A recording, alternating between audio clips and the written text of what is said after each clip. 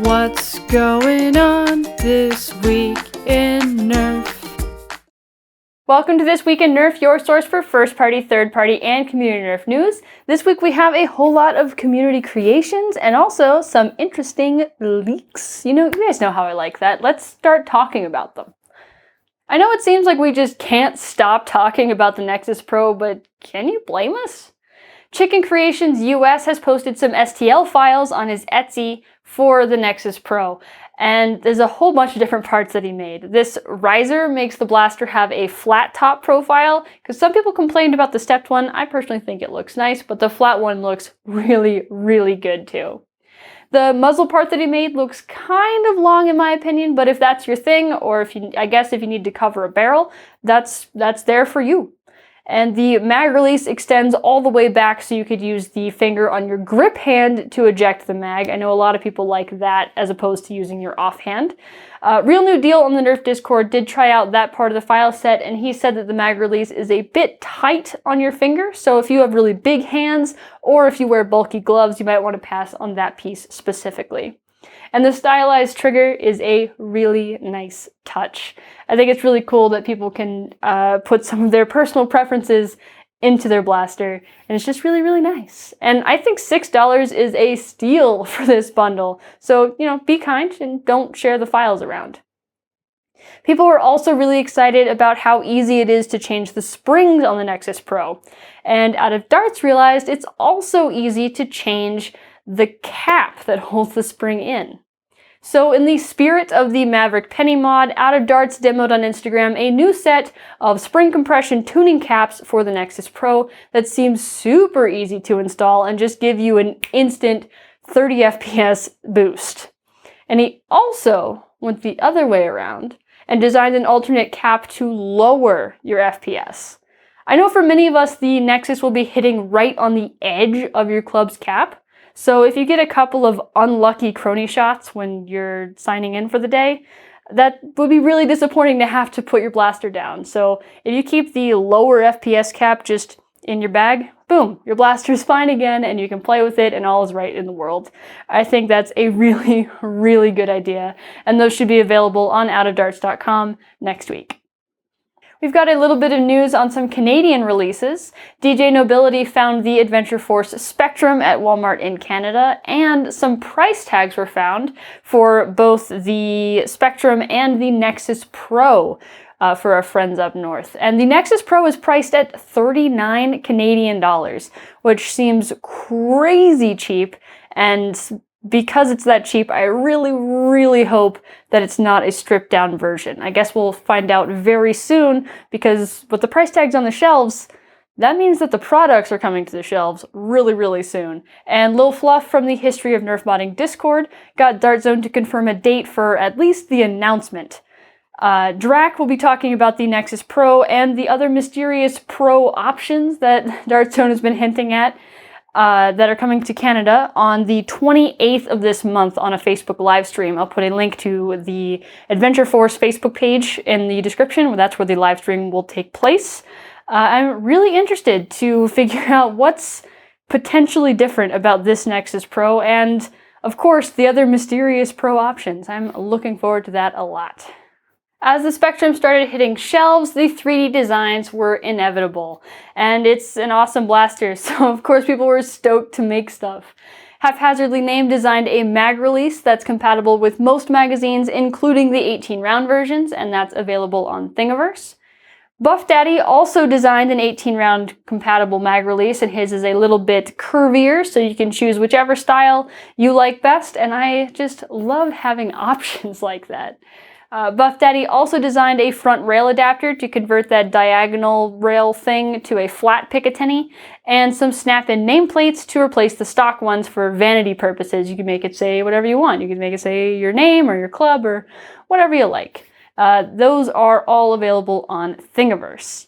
And then Michelle from FoamBlast also designed a mag release, but this is one that you can push from further back with your middle finger, as well as a single finger rev trigger, because I know a lot of people complained about how long the stock rev trigger is. These will be available on outofdarts.com and eventually available for download on our website, FoamBlastShop.com. We have a 3D file section where you can download stuff for free. Just don't share it or sell it. Someone called Null found a bunch of new blasters on a Target scanner. So we've got DCPI numbers for all of these blasters in the description, so you can check that out and keep an alert going for them. But I'll just go through all of the different things he found. So there's the Ultra 6 for $49.99, and I still have no idea what the Ultra 6 is. I believe this is the only one that we haven't seen anything about so far, but being in the Target system means that it's probably coming relatively soon. There's also the Ultra Platinum Amp for $29.99, and whether this is a reskin of a existing Ultra Blaster or if it's a new blaster entirely, I have no idea. The other reskins that we know of, the Dorado, which is the same as the 2, and the Pharaoh, which is essentially the same as the 7, are based on gold, and all of the other paint is gold, so Platinum is really odd and really inconsistent. And as far as what AMP means, the only acronym I can think of that makes any sense is automatic pistol, but I don't know, $30 seems pretty cheap for an automatic flywheel blaster, especially in like a compact pistol form, so I guess we'll just have to wait and see with that one.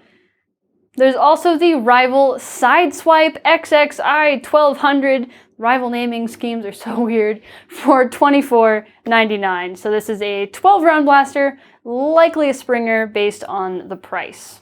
And then there's the Rival Flex XXI 100 for $14.99. The 100 means that it's a single-shot blaster, and I'm hoping that it's an interesting one, because $15 seems like a lot for one shot. I think the knockout was 10. That seems like a lot.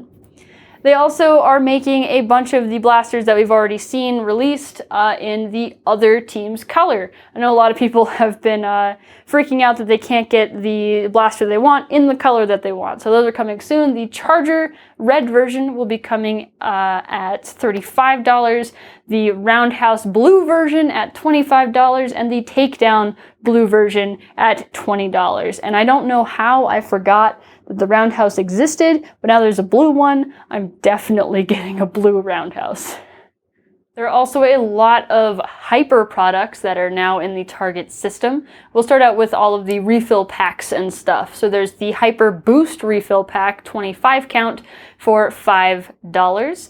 The Hyper Refill Canister, 50 count, for $12.99, $13. The Hyper Refill Canister 100 count for $19.99, and the Hyper Bulk Refill 200 count for $29.99. I don't understand why they've decided to call some boost and some bulk and some just canister. It's really strange to mix up the nomenclature like that, considering they all say count on them, so it must all be actual ammo. It's very confusing. I don't know why they're so inconsistent there when they're sort of consistent in other places. It's just very strange. And there's also some blasters in the system. The Hyper HF blaster for $30, and we're thinking that that's the same as the Jab 40. The Hyper Pump Action for $42.99, and we're thinking that's the same as the Slam 60. The Hyper SMG Blaster for $69.99, and that will be the Hail 100. I think it's really interesting that they have the code names in the Walmart system sometimes. They did the same thing for the Ultra 2 when I was looking for it. I think it was called the Ranger in their system, because they had the code names there. That was very, very strange. But if you're looking for any of these blasters, any of the other products, the DCPI numbers for all of these are in the description, so you can set up an alert on BrickSeek to see when their listings are created or when they're in stock near you. So that could be very interesting to get some early warning, maybe get a blaster first. Yeah, they're all down there. And now it's time for the mod of the week. And some of you may not know who Nick Rari / Nick Marvin is, but you've probably seen this blaster around the Nerfosphere. Nick Rari made Biohazard over 3 years ago, and this is his Nexus Pro.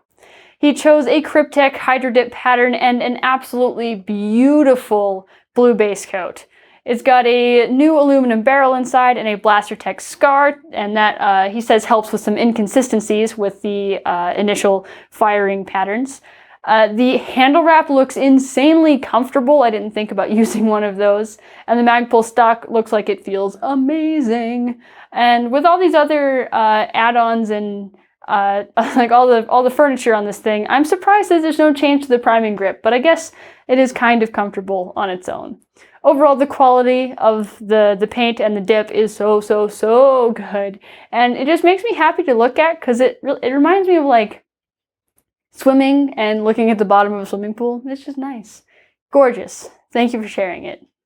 And that's all the news for this week. Thank you so much for watching. As usual, the links to everything that I talked about are down in the description, along with the subscribe button and the comment. It's not a button, it's a text field where you type things in. But I want to know what blasters you guys are excited for from that giant list of leaked ones.